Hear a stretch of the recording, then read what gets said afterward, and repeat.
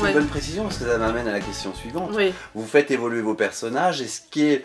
Alors pour le coup ça aurait pu être même une très bonne idée mais dangereuse si on la menait mal et c'est pas le cas. Je vous ai lu, ça se marie très bien. De quoi je parle? Je parle de plusieurs événements sur lesquels vous avez...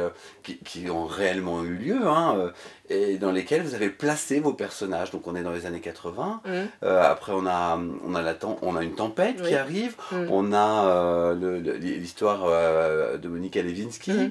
On a le 11 septembre. Donc à chaque fois vous placez vos personnages dans des faits qui ont eu lieu réellement et qui ont marqué notre histoire. Alors, écoutez, moi je suis une ancienne journaliste, je suis passionnée d'infos, donc j'aime bien appuyer mes récits sur des choses qui ont vraiment eu lieu. John Lennon aussi, pardon. John Lennon, oui. Alors, John Lennon, oui, en fait, on commence par une chose qui m'a marqué moi-même, alors que j'étais en France, mais c'est l'assassinat de John Lennon à New York.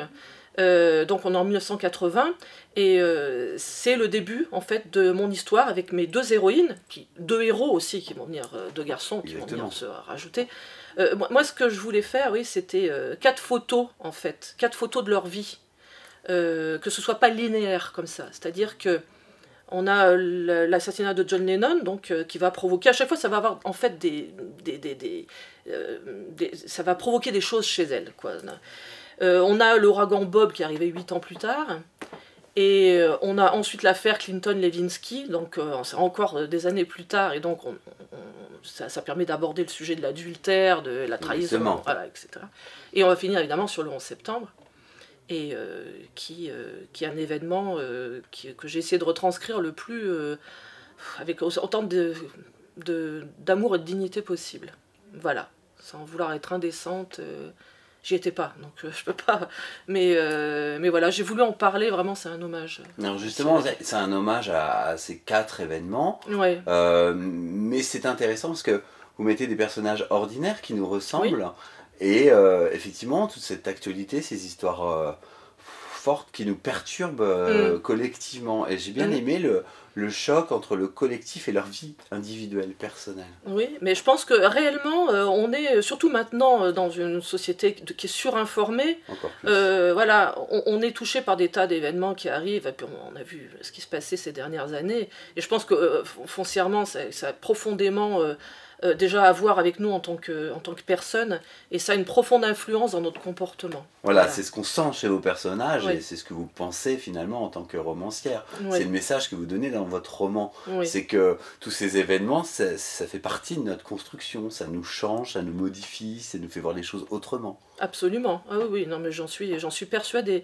Même si à chaque fois, si vous voulez, l'événement n'a pas forcément un rapport immédiat avec les deux héroïnes, ou les 4, puisque en fait on parle de 2 héroïnes, mais aussi de 2 garçons. Parce qu'il y a des histoires d'amour. Bien sûr. On parle de l'influence des événements, on parle de rendez-vous manqués, on parle de l'urgence de vivre à travers tous ces événements. À chaque fois il y a un danger, à part avec l'affaire Lewinsky. Mais il y a un danger avec la tempête, il y a un danger avec l'assassinat de John Lennon qui vous renvoie à vos propres... voilà, la disparition de Miss Cyclone, c'est vos personnages ou c'est la vie qui est comme ça? Alors... qui est tumultueuse, qui bouge? C'est Angela, Miss Cyclone. Ouais. C'est le surnom qu'on lui donne. Ouais. C'est la vie, ouais. C'est la vie, c'est la sienne. Comme ça, ouais. Ouais, c'est la sienne qui est tumultueuse, qui bouge, qui va changer à travers ces 4 événements. Non mais ça marche, mais on s'identifie, donc c'est la nôtre. Oui, c'était le but. C'était le but. Finalement, on a l'impression d'être dans un cyclone, quoi. Ouais, d'être pris dans ce tourbillon de la vie. On le voit vraiment comme ça. Laurence Perrin, une dernière petite question, on en a bien parlé, mais c'est pour faire la conclusion. Il y a plein de bouquins en librairie, vous le savez. Pour quelles raisons les lectrices ou les lecteurs devraient lire ce bouquin? Pour se faire du bien. Ouais. Parce que c'est un feel-good book, voilà, un livre qui fait du bien. Moi, j'écris ce que j'ai envie de lire. J'espère que les auteurs, en général, font ça, à moins que... par exemple, pour les romans policiers, ça doit être un peu plus compliqué quand on est vraiment dans le noir, dans le glauque, tout ça. Moi, j'ai envie de lumière, j'ai envie de positiver. J'ai envie de choses qui, quand vous fermez le livre le soir, que vous ayez envie d'être dans votre lit le lendemain soir pour continuer. Ouais, quoi. ça c'est chouette. Que ce soit addictif. Et puis ça fait passer une bonne nuit, quoi. Ouais. Parce que si on n'a pas tout fini, au moins on a lu quelque chose de plutôt sympa. Et puis ça parle Ceci dit, c'est profond, hein. C'est pas le feel good book léger, voilà, tellement léger qu'à un moment donné, c'est loin de nous. Au contraire, c'est extrêmement profond, hein, ce que je voudrais que ça laisse des traces. Oui. Ouais. Il y a une recherche psychologique des personnages qui est importante. Il y a pas, ça reste pas en surface. Hein. C'est très fouillé. On va quand même voyager dans des sentiments, des sentiments opposés, l'amour, la haine, la trahison, des choses comme ça, mais pas d'une manière anodine. Voilà, je veux que ça pose question, que ça nous renvoie nous aussi à nos propres contradictions. Donc c'est un roman divertissant, Laurence Perrin, Miss Cyclone. C'est une vraie promesse encore tenue. La drôle de vie de Zelda Zong, c'était vraiment génial. Anna, c'était la continuité. Et ça tenait très bien la route. Et puis alors là, Miss Cyclone, c'est tout autre chose. Mais on sent vraiment un lien entre les trois livres. Hein. Il y a toujours les relations entre les êtres humains. Ça, c'est très important pour vous. Il y a l'amour sous des formes différentes. Il y a votre amour pour New York, voilà, ça c'est quand même en commun.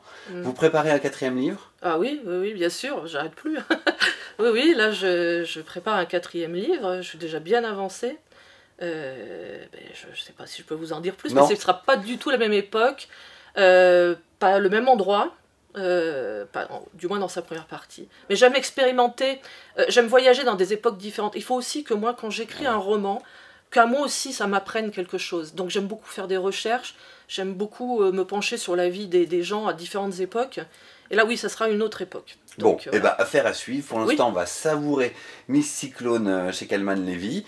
Et puis surtout, pour ceux qui n'ont pas eu la chance encore de lire La drôle de vie de Zelda Zong et Anna, eh bien Anna sort en simultané en poche.